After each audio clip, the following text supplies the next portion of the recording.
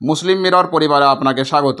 আজ 3রা আগস্ট 2025 বাঁকুড়া জেলার সোনামুখী ব্লকের সোনামুখী সংলগ্ন মহেশপুর জামা মসজিদে অনুষ্ঠিত হয়ে গেল বাঁকুড়া জেলা ইমাম মুয়াজ্জিন এবং ওলামা সংগঠনের সোনামুখী ব্লকের কর্মীদের নিয়ে এক জরুরি আলোচনা সভা। উক্ত সভায় উপস্থিত ছিলেন বাঁকুড়া জেলা ইমাম মুয়াজ্জিন এবং ওলামা সংগঠনের কোষাধ্যক্ষ হাফেজ আশরাফ আলী সাহেব, সোনামুখী ব্লক সভাপতি মাওলানা ইমদাদুল হক সাহেব, কোষাধ্যক্ষ মাওলানা জিয়াউল হক, আব্দুল গফুর, আব্দুল আহাদ, বিষ্ণুপুর ব্লক সহ সম্পাদক হাফেজ সদরে আলম সাহেব সহ আরও বিশিষ্টজনেরা। আজকের এই সভাতে সম্প্রতি দুর্গাপুরে ঘটে যাওয়া গরু ব্যবসায়ীদের উপর নির্মম অত্যাচারের তীব্র নিন্দা এবং প্রতিবাদ জানানো হয়।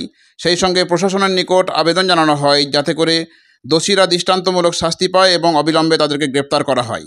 এছাড়াও আজকের সভায় আলোচনা হয় বিভিন্ন ইমাম যাদের ভাতা সংক্রান্ত সমস্যা আছে বা ভাতা পাচ্ছে না, তাদের কিভাবে ভাতা সংক্রান্ত সমস্যা সমাধান হয় এবং ভাতা পাইয়ে দেওয়ার ব্যবস্থা করা যায় সে ব্যাপারেও আজকে জরুরি আলোচনা হয়।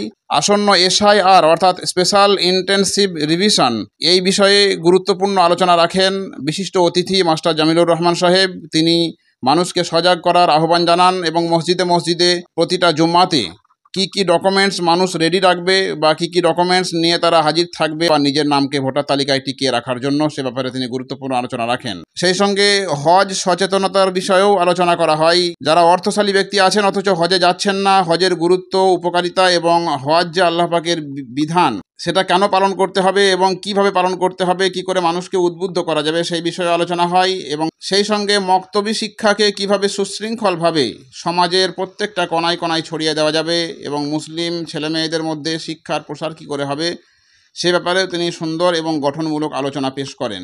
আগামী 31শে আগস্ট দীঘায় অনুষ্ঠিতব্য রাজ্য স্তরের কর্মী সম্মেলনের প্রস্তুতির বিষয়েও আজকে আলোচনা হয়।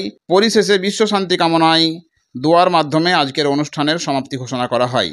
সভার শেষে সভার উদ্যোক্তারা কি বললেন চলুন আমরা এখন সেই বক্তব্য শুনে নেব। আজকে আপনারা এখানে কি জন্য একত্রিত হয়েছিলেন? আমরা বাঁকুড়া জেলায় ইমাম মুয়াজ্জিন ওলামা সংগঠনের জরুরি ডাকে এখানে হাজির হয়েছি।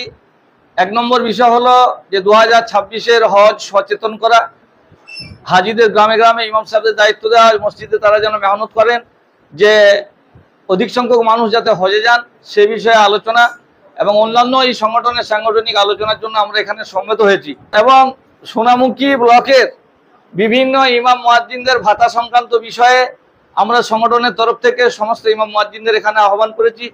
নতুন ভাতা কারা পাবেন, কারা বন্ধ হয়ে গেছে সেই সমস্ত বিষয়ে আলোচনা এবং লেখালেখি হলো, এগুলো প্রশাসনের দপ্তরে পৌঁছে দেওয়া হবে। গত কয়েকদিন আগে আমরা দেখলাম যে দুর্গাপুরে একটা অপ্রীতিকর ঘটনা ঘটলো। কয়েকজন গরু ব্যবসায়ীকে অকথ্যভাবে নির্যাতন করা হয়েছে। তো এ ব্যাপারে আপনাদের সংগঠনের কি মতামত বা কি বক্তব্য আছে? এই বিষয়ে আমাদের বাঁকুড়া জেলা ইমাম মুয়াজ্জিন ওলামা সংগঠনের মত হলো এই যে বিহার এবং উত্তরপ্রদেশের মতো ঘটনা যা একেবারেই নিন্দনীয় এবং মর্মান্তিক।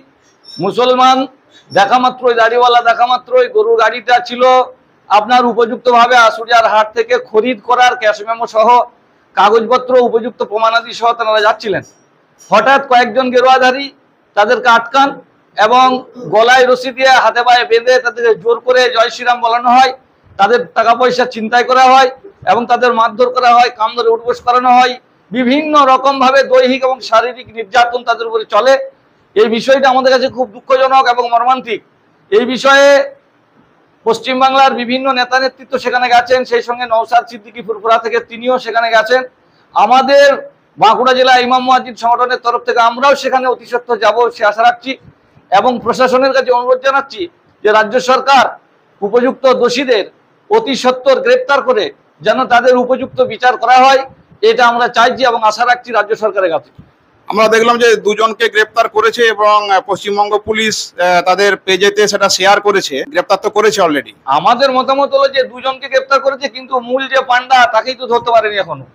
মূল পান্ডা এবং তার সঙ্গে যারা সকলে মিলে তাদের মারধর করেছিলেন সকলকেই যাতে গ্রেপ্তার করা হয় এই জন্য আমরা দাবি জানাচ্ছি। সামনেই তো SIR অর্থাৎ স্পেশাল ইন্টেনসিভ রিভিশন হতে যাচ্ছে।